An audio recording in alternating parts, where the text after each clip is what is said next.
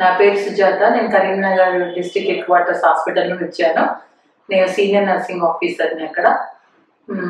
ఇట్లా 5 days training programme అని అప్పుడప్పుడు మన 26 years సర్వీస్ అయిపోయింది ఇప్పటికి.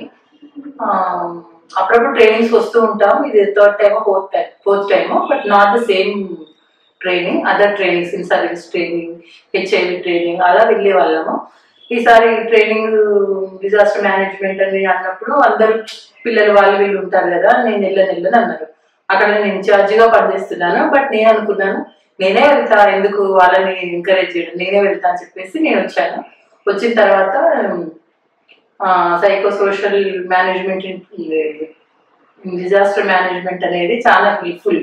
మనం అందరం ఫిజికల్గా మంచిగా బయటకు కనిపిస్తాం, ఫిజికల్ అపియరెన్స్ బాగుంటుంది, కానీ మెంటల్ హెల్త్ అనేది చాలా వరకు చాలా మంది బాగుండదు, థింకింగ్ అది ఇది.